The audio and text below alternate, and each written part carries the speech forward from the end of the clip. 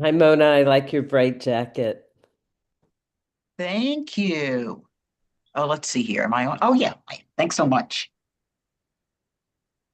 Good Hi, morning everybody. or afternoon, whatever the case may be. It's both. Oh, excellent.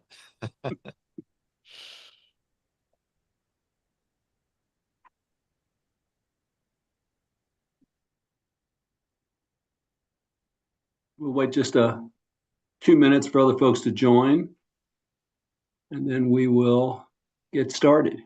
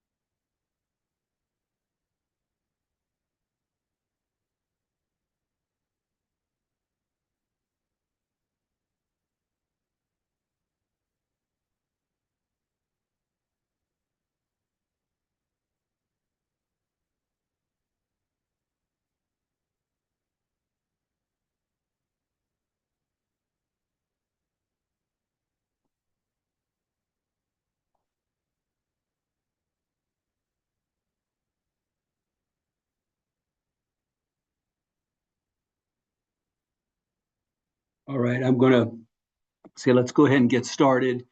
Kelvin has apologized. He's going to be a couple of minutes late. He's navigating Boston, is all. Can uh, let's go around and everybody just introduce themselves so we'll know who is on the Zoom today. I'm going to start Richard Sugarman. I'm co-chair of the task force. Savon, Savon Hines, President, Hartford Promise. Mona, Mona Lucas, Assistant Vice President for Enrollment at UConn. Ayana,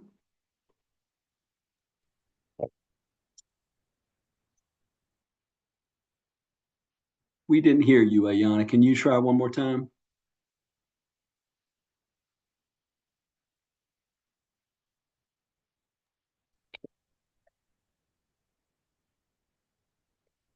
Can you all hear Ayana? No.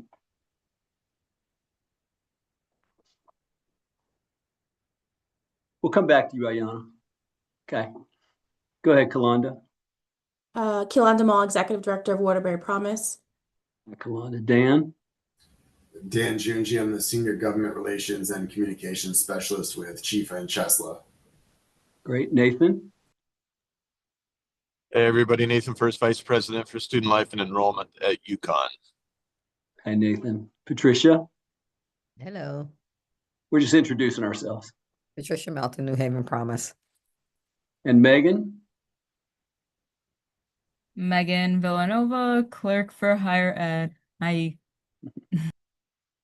Ayana, you want to try one more time?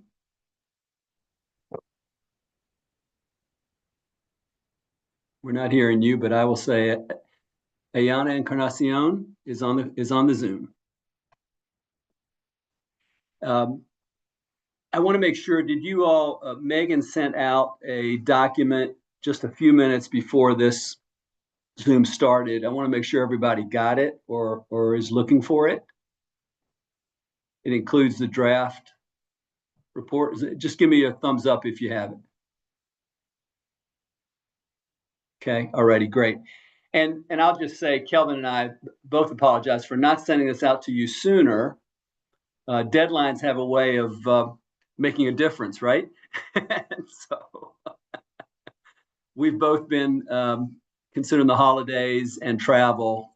We've both been working on this pretty much over the weekend and so on. And so what you have in front of you, and we will walk through this, what you have in front of you is, as we've said, a draft document, a draft rationale for the work, and draft recommendations, policy recommendations to the legislature. There will be a lot more to the final report, I just want to say there will be things that include some of the data points that we've gathered, both from Connecticut and from other states. It will include more benefit information. It will obviously also include dollar recommendations, funding dollar recommendations to the legislature. We're waiting for information from OFA that we have not received yet. So we didn't want to hold up this draft report, but in the final report and recommendations, it will obviously include recommendations for funding. So I just want to lay that out there. There will be much more, and there will probably be an appendix to the report that includes other reports that we have shared and or have generated in this group. So consider this to be the first draft of what will be a fuller report. And I think with that in mind, it will probably be important for us to have another meeting once we have created that fuller report, both for you all to look at, have some time to look at, review, and also have time to get your input, insights, thoughts, and suggestions before we submit this to the co-chairs, and then they submit it to the legislature. We also have a couple of other meetings that we have set up, both with the leader of the Senate to go over this with him, and we also hope with the governor's office to go over with them. And there may be additional meetings with DECD, with CBIA, and possibly other folks in various related positions. Okay, so still work to do, but we're really happy that we've gotten to this point and able to share this with you. Megan, would you mind sharing the report, the recommendations, so we can go through it?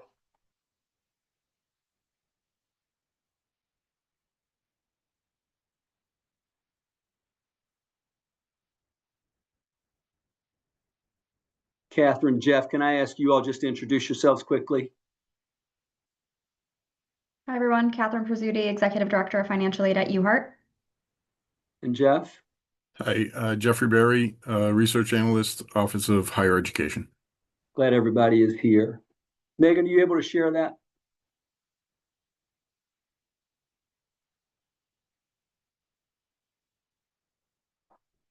Everybody see that okay? Does that look all right? Yeah, I think if you could make it just a little bit bigger, might be helpful. Okay, that's perfect.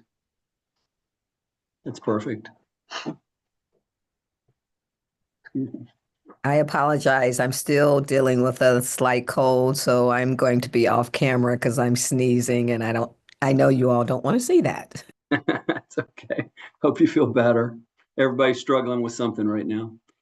So you can see here, and I don't know that I want to read through this in detail, but I'll just try to hit the highlights. And then when Kelvin joins, I'd really like him to add some of the background and thinking that has gone into this. But you can see that we're trying to paint the picture here initially in terms of some of the benefits that Connecticut has and some of the privileges that Connecticut has, but still some of the serious disparities and inequities that we have as a state that are quite pronounced. You all know this very well, that are quite pronounced, both in terms of our state, but also just in terms of comparison to other states. You can also see that we are an exporter of college students. We all have confirmed this. We recognize this, and that this is something that has to change in order for us to realize both our economic potential and also just our well-being as a state and well-being for the citizens of our state. That has to change. Can you scroll down, Megan?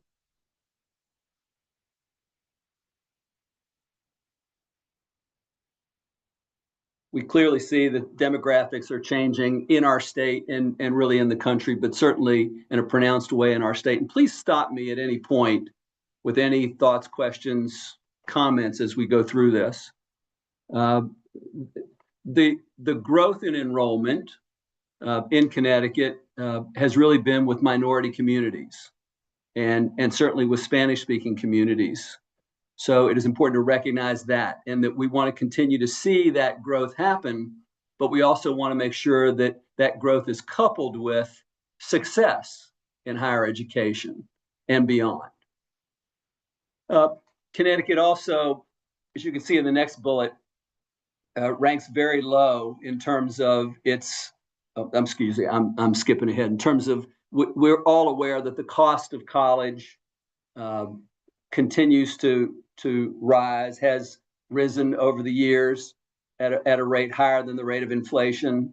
We see that continuing to be the case. And I think that as part of that, have to recognize that there is a significant amount of unmet financial need that students and families have to navigate, deal with frequently through loans and otherwise. We talked in our last task force meeting some of the dilemmas and some of the unanswered questions or uncertainty around loans and federal loans and so on. So we need to at least recognize that there is at the very least uncertainty, volatility, and possibly real interruption in terms of what can be expected in terms of the federal government around loans. And frankly, we have to recognize that the environment that we are in is a volatile, uncertain, and potentially damaging environment in terms of the federal government's views on higher education generally and all aspects of higher education. We have to at least recognize the environment that we are in, and we're encouraging the state that in recognizing that it needs to play a bigger role in various ways. And this is one of the critical ways that it can play a role in higher education success ongoing. Can you scroll, Megan? And the next point is really about college affordability, and we recognize that it has experienced significant increase over a long period of time, and that it's expected that will continue.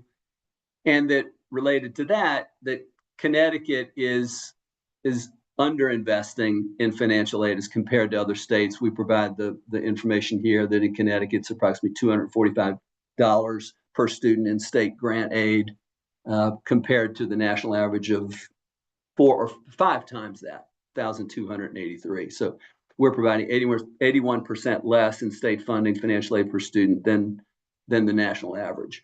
And when we look at a couple of other states, in particular, when we look at Washington State, and we talked about this at our last task force, they're providing approximately $500 million in higher education grants and scholarships to students. And I want to say the average that they are providing, and I'm doing this off the top of my head, is between $12,000 and $13,000 per student. Richard. Yep. This is Patricia. Yeah, Patricia. I'm curious, as you all make these recommendations and take them to the state legislature. I mean, this is, it's true. I think we all knew these things that you all have highlighted here. It's great that it's been raised so that everyone can see how stark it is.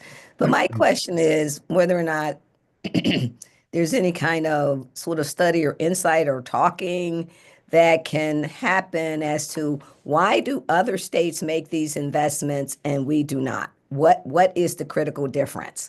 Because these are state legislatures, like our state legislature, because it does seem to be somewhat political, obviously, maybe some other things. But if we're talking about massive investment, just looking, what was the tipping point for Tennessee? What was the tipping point for, Washington State?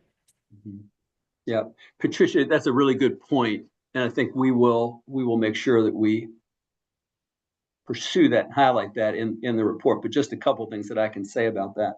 one, we know that various states are doing some version of this, but there's huge variety in terms of what states are doing, from providing free community college, which Connecticut also is doing, to providing, I think Washington State would be the most generous sort of state investment, state support for higher education, for students in higher education. So there's quite a variety.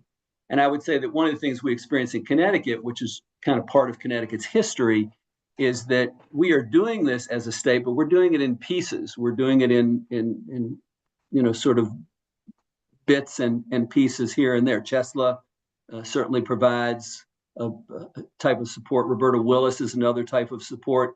So we're doing it. We're just doing it, I think, in, like I said, bits and pieces that are somewhat complex and difficult for people to understand, learn about, know about, take advantage of. One of the things that is at the core of what we're trying to talk about here is to create simplicity and some consolidation of those things so that it's easier for families to take advantage of it, be aware of it, and frankly, we think probably easier to administer.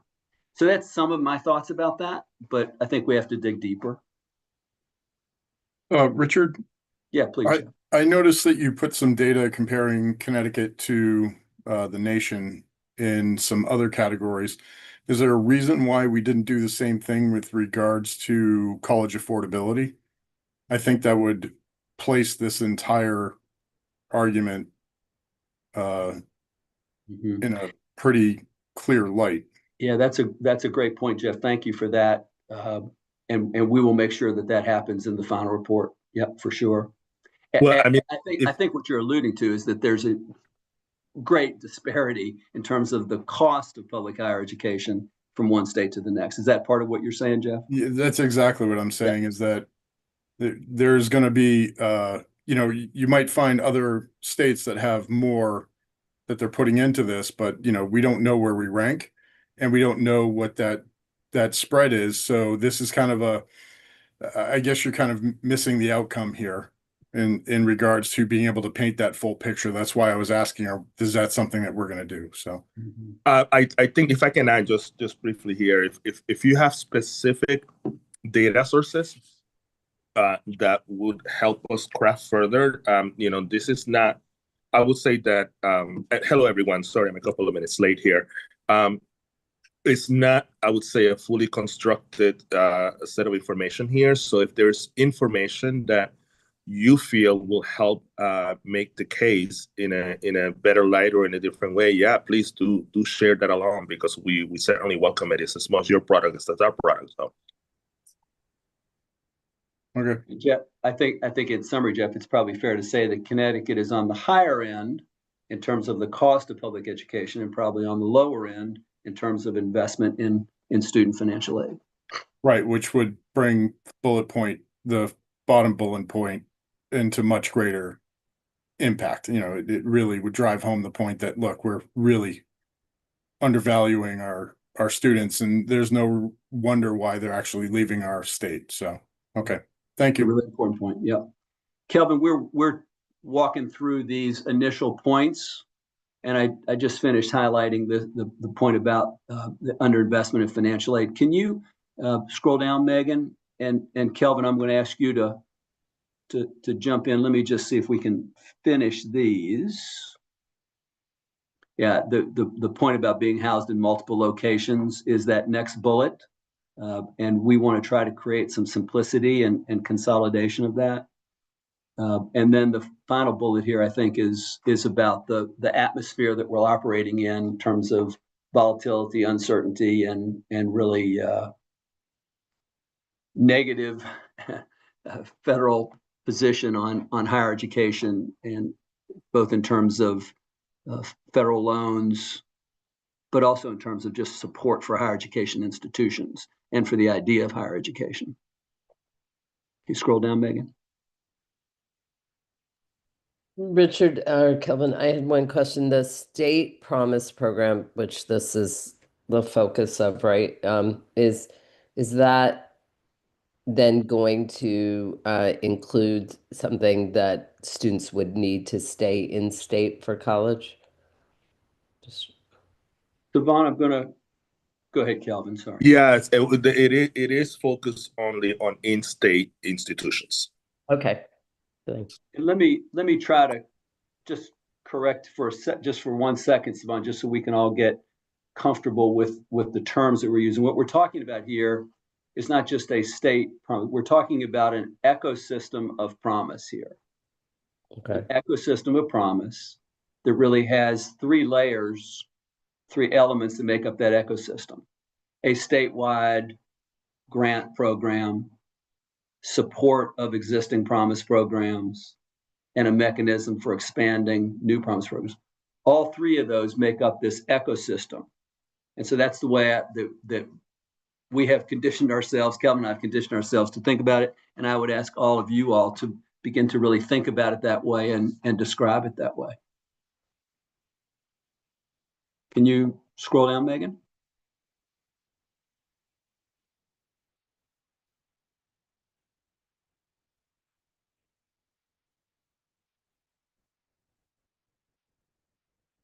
There we go. So this then moves into, we've shared some of the rationale. Again, we're going to build on that, including some of the things that you all have recommended. We're going to build on that rationale, but this then gets to the recommendations for the state. And Kelvin, I'm going to let you walk us through this portion of it, if you don't mind. Yeah, sure. Hello, everyone. Sorry, I'm been traveling quite a bit between. I was in Puerto Rico yesterday. Today, I'm in Boston. Hello. So, want to just before I move on, thank you so much, and share that these are, of course, very much so in draft form.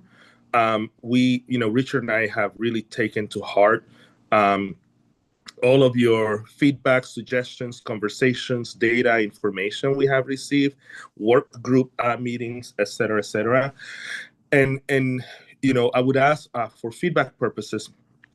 Not so much focus on the details of the language, but rather the big picture elements, and tell us, right direction, wrong direction, kind of thing. And then, similarly to, Jeff's point earlier, we might be missing a data point. We might be missing something that you said, oh, this is really important.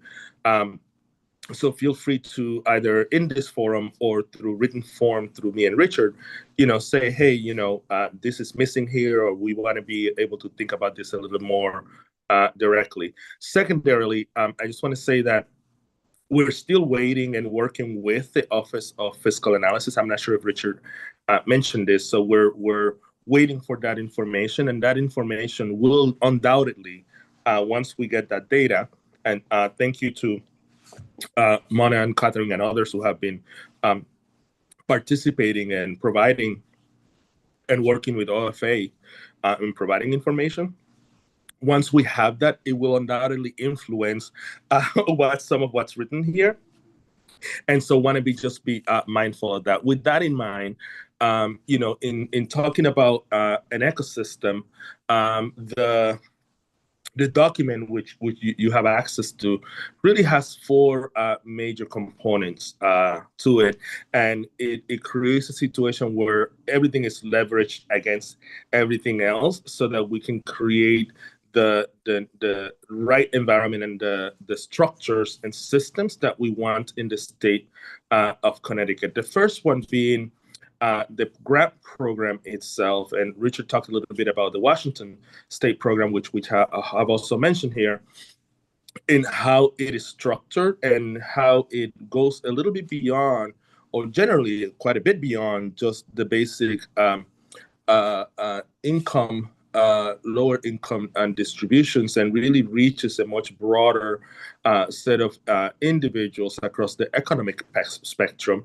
And we are proposing that should also be the case here based on the information that Richard just went over. We know that college is not is increasingly getting more expensive. We know that not just folks who are low-income folks have concerns meeting the expectations, but also more increasingly greater portions of folks' incomes in middle-income distribution families is also becoming encumbered by those costs.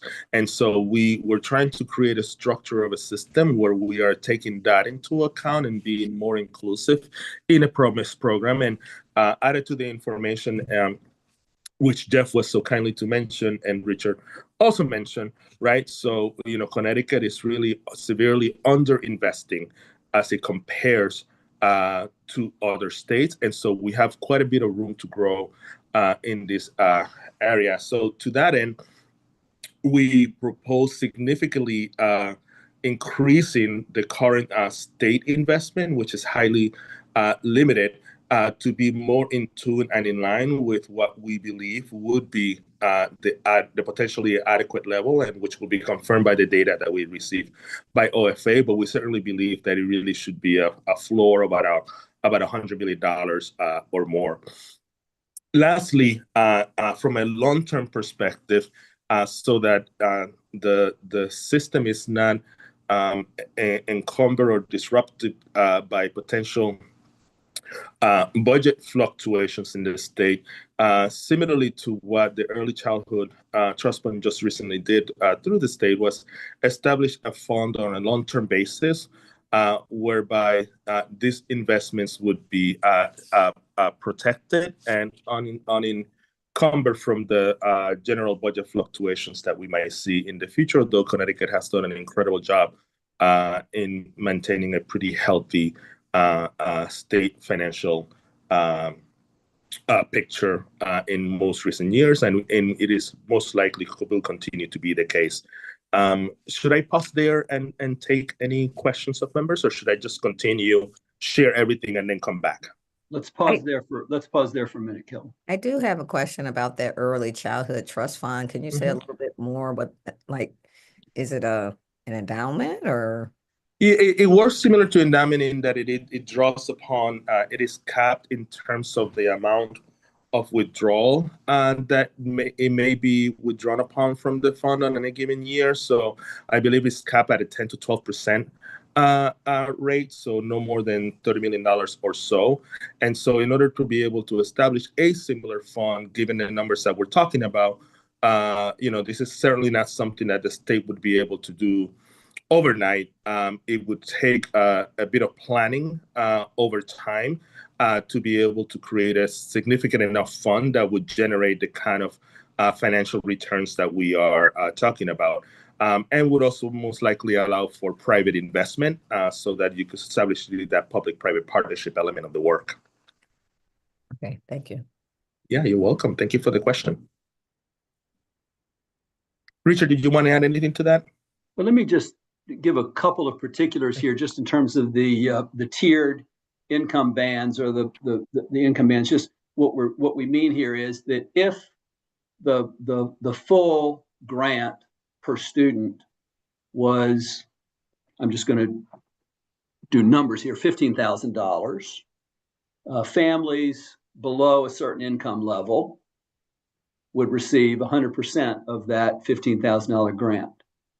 And families above in different tiers or bands would receive different percents of that grant. Maybe at 80,000, it would be 75% of the full grant. And at 120,000, it would be 50% of the full grant amount, and so on.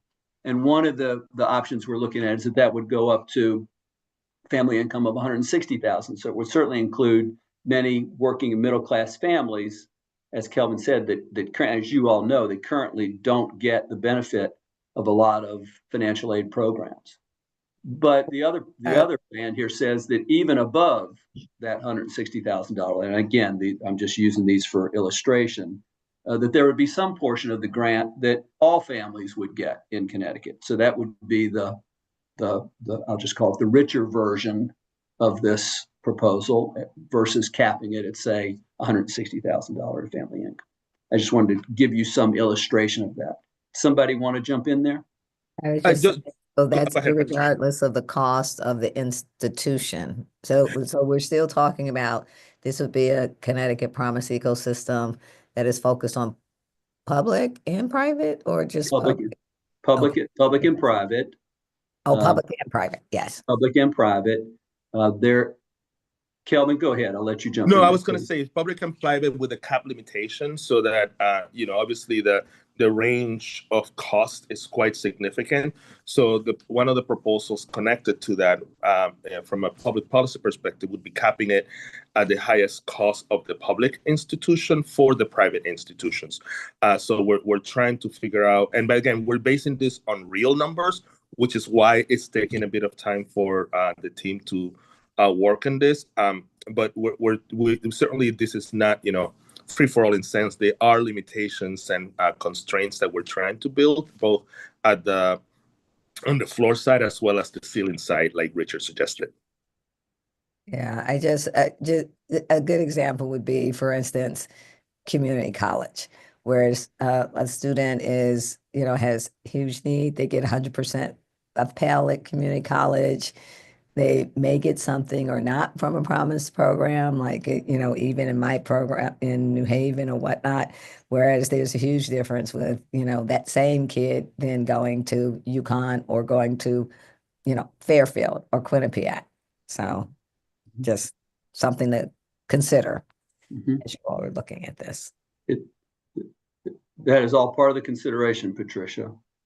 Let me I also wanted to just comment for a second about this trust fund idea, which again, the value of that is that it's not subject to annual budget feelings and priorities and so on. It is established. And that's one of the great values of that early childhood trust fund, is that it's established. The point there is it probably cannot all be funded right away. It would probably, the trust fund would be funded over a period of years, and the funds would be used over a period of years. So part of the funds would go toward building the trust fund, while part of the funds would be used for current student aid needs or student grant needs. Okay, I think we can go, Megan, if you don't mind scrolling down to the next session, please. We talked a little bit about, institutional responsibility. So we wanted to make sure that we reflected that conversation based on particularly that conversation that we had, and ensuring that we had adequate commitments, agreements, and accountability in this system relative to participation from higher ed institutions, both for student support elements of it as well as the financial piece of this, which is what the second ecosystem element here addresses.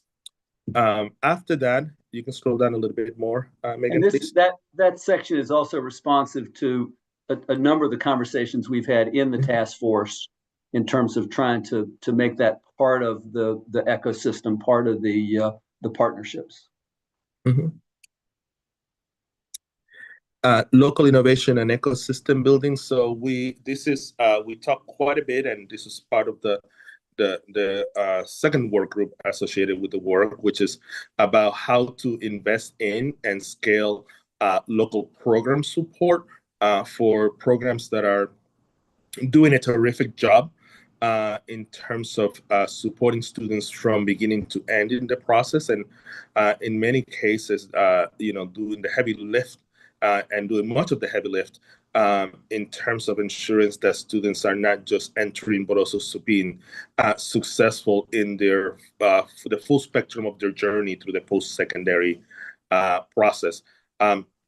Richard and the team did a great job in terms of articulating what that average cost was, which I believe is around $6,500 on a per student basis, with a portion of that around $3,000 or so being the targeted support systems mechanisms associated with this. We also wanted to address the seed and support the creation of new local Promise programs. If you can scroll down a little bit, please, Megan, to recognize that these are not the only programs, and that there will be, and most likely we want these kinds of programs to be established across the state of Connecticut. We also realize that some communities, given the scale, right, may not be able to establish a single program, but rather may have to think about it in terms of a collaborative across a set of communities. And so we want to be able to have the appropriate set of supports for that encouragement of fomenting these new types of programs. And then lastly, this needs to sit somewhere, but also it also needs to be a place that we believe should have expertise around post-secondary success, continuous improvement, and serves as a coordinating point for all of these programs, which right now, as we mentioned earlier in our findings, they exist in different places across different institutions, both public and private, and in government. And so we really need a place, we believe, that really takes a leading role in ensuring that there's proper coordination and has the adequate expertise in place to be able to support all of this. I'll pause there. We went through quite a bit in those last two before we go on to the next one to see if there are any questions or if Richard has something else to add as well. I was just going to say, Jeff, this speaks to, in the fuller report, this will include the great work that you did around the creating that unit, if you will, for support of potentially expanding promise programs in local towns.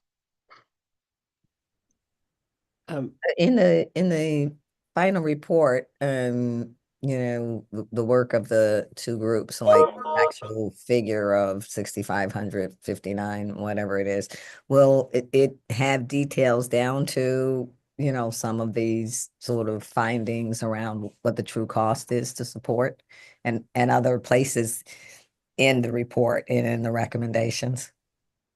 Can you repeat that, Patricia? I'm sorry.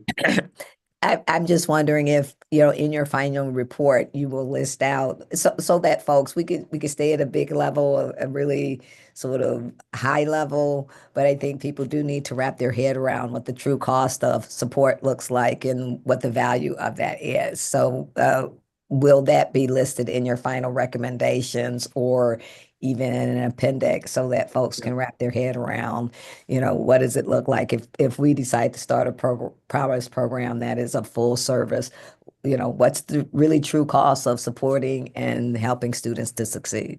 Yep, I think that will be there, Patricia. It's a fine balance between providing something that's digestible and finding and providing all of the details, but we will find a way to do that for sure, Patricia. That's important. Yeah, and just to note to that, I mean, we don't have to, in some cases, recreate the wheel, and this is kind of the balance of this. There are so many resources and new sources of information. In fact, I mean, I think just about a couple of weeks ago, Upjohn Institute just published a new report around how to establish promise programs, generally speaking, with an incredible amount of information and resources. So, you know, this also perhaps may be a function of, you know, most documents live in the digital age these days, and therefore, you know, it might be a function of linking to some of those documents in the final report as well, as opposed to just recreating the wheel. Yeah. Siobhan?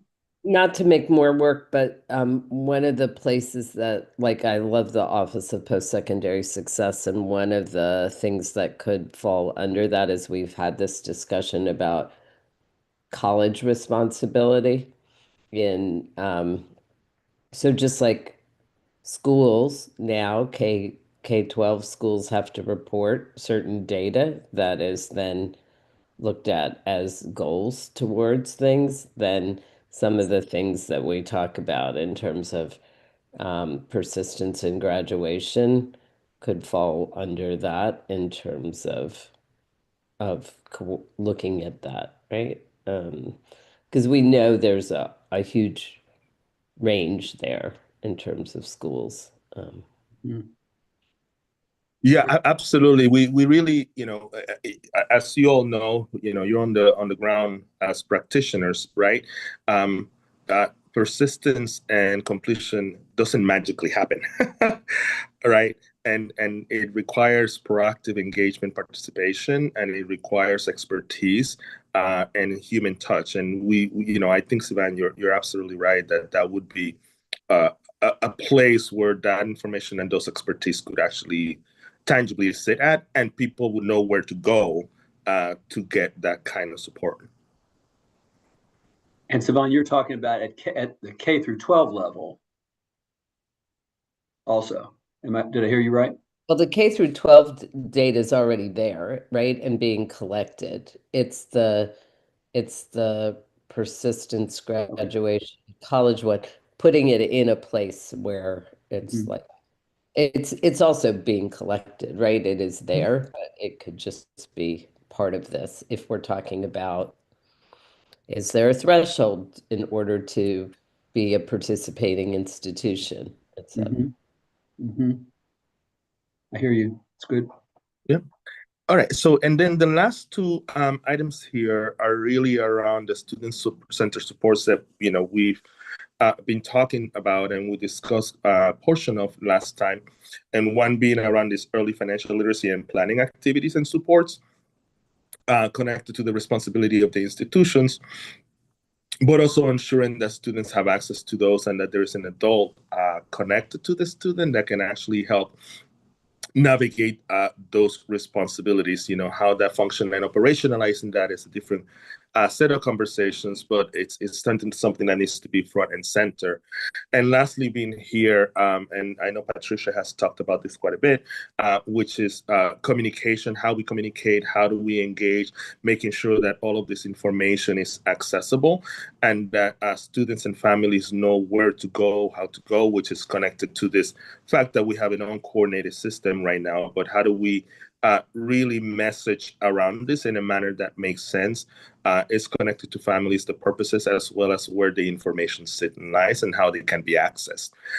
All of these elements, and again, not a perhaps the total comprehensive list, and we may be missing something, but we, Richard and I think we, based on the conversations and engagements that we have, that this is not fully 100% encompassing, but perhaps getting close to where you all would like to be and go. And I'll pause there and hand it back to Richard. Can I? Please, Siobhan. Right.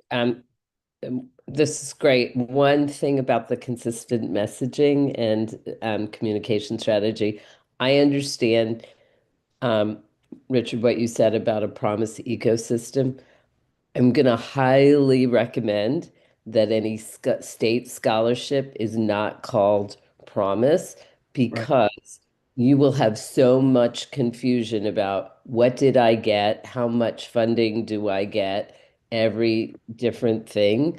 That would be my one thing about, yes, I think communications, but whatever it's called, the Connecticut whatever, that promise will become very confusing if it's we heard that loud and clear. Totally agree, Siobhan. And for the placeholder term for that state program at the moment is the College Success Grants, or Connecticut College Success Grants.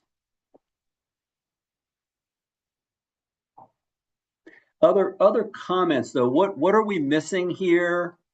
What do we need to bulk up with? Please, any and all comments, suggestions, blind spots. I'd have to look at it again in the beginning, but is there enough tie-in to workforce, like just in terms of Connecticut's needs? There's definitely the part about people leaving for college, but just in terms of maybe something about what Connecticut's needs are. There's certainly data there about how many college grads are needed for jobs and things like that. And I think, we've certainly had success in our funding requests tying things to workforce and Connecticut's needs, and that might make more sense to the legislature as well. Very noted, Siobhan. It may not have come out strongly enough here, but it will definitely be a key part of the rationale and also value proposition. Absolutely, it'll be central. And Siobhan, if there are specific sources of, there's so many sources of information, right? Like if there's specific sources that you really are research-based, supported by data, all of those standards that we use for adequate use of information, please do send them our way, because we certainly have access to a lot of things, but perhaps not the same things that you have access to. So that'd be great. Other comments, please. Questions?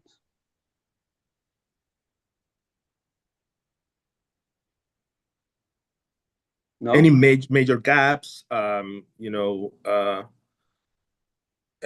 elements. And by the way, obviously this is not the only opportunity to do that, but you can email us and reach out to us also for additional information that we may be missing.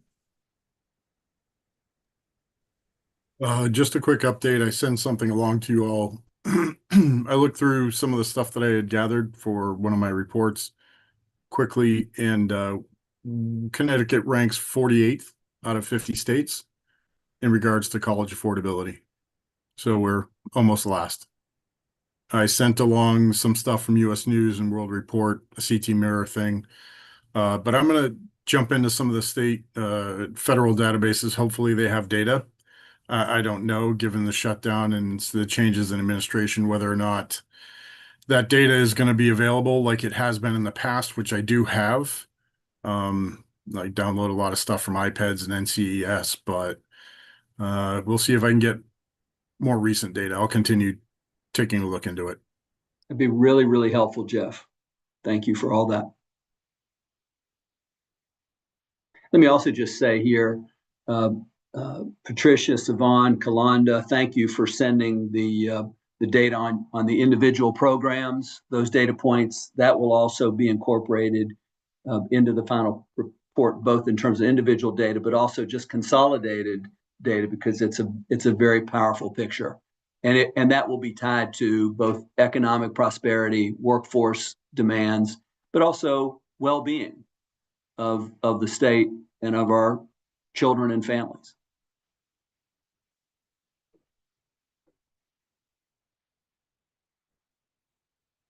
Any other points you all want to make? Any other thoughts you have? I just want to say Patricia. Thanks, Richard and Kelvin and any other committee members.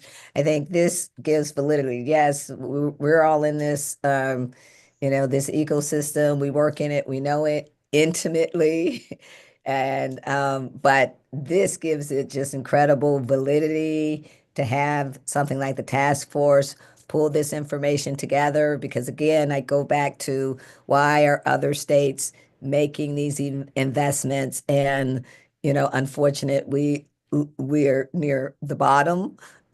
So trying to think, what is it going to, what's going to be that tipping point for our legislature and governor to be able to see the importance of this. But this is a really important step, because having it here is codifying it and codifying that rationale for why it's so important. So thank you all for your work in this effort.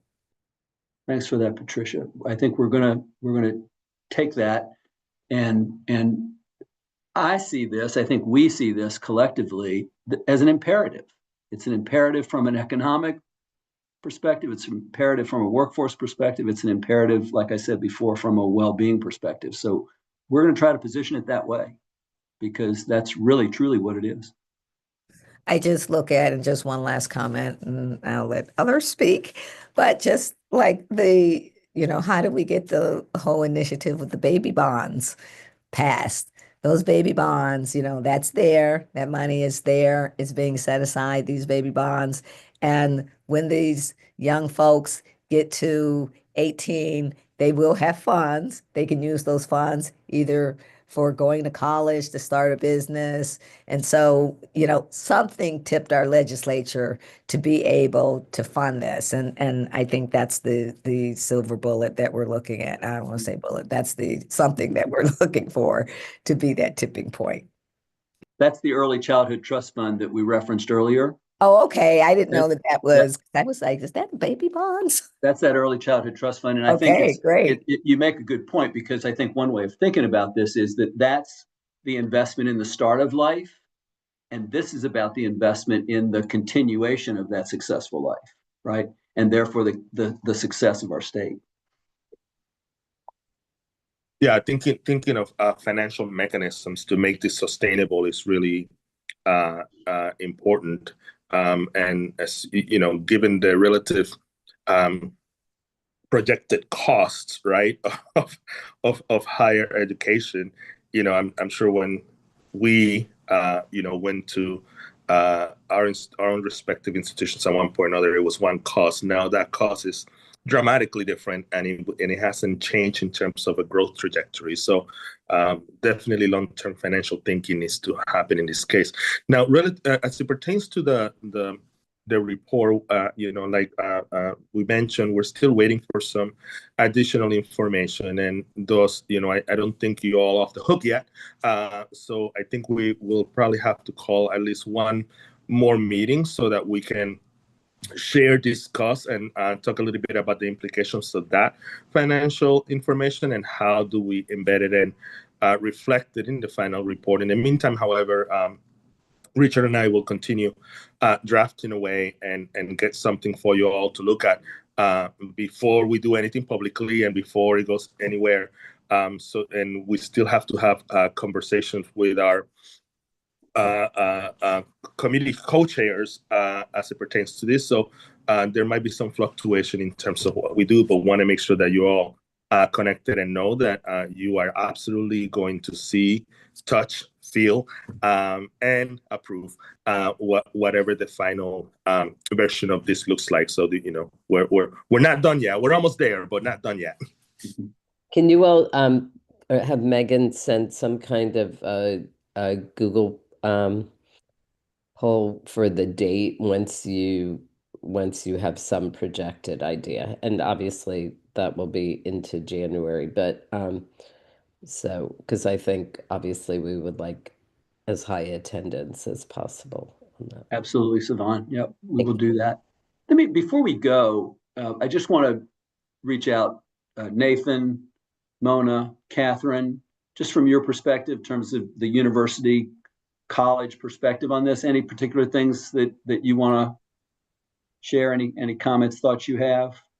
I just would echo some of the sentiments I'm hearing, which is that this has been really good in terms of dialogue and understanding, but then bringing forth the evidence in terms of, how do we tell the story and reach that imperative to take action here. And so it's pretty exciting to see how this has come together and come together quickly. And so if nothing else, maybe kudos to our leaders, Richard and Kelvin, for all you've done, but everybody here. It's been pretty impressive, I think, to the amount of progress that's been made in such a short period of time.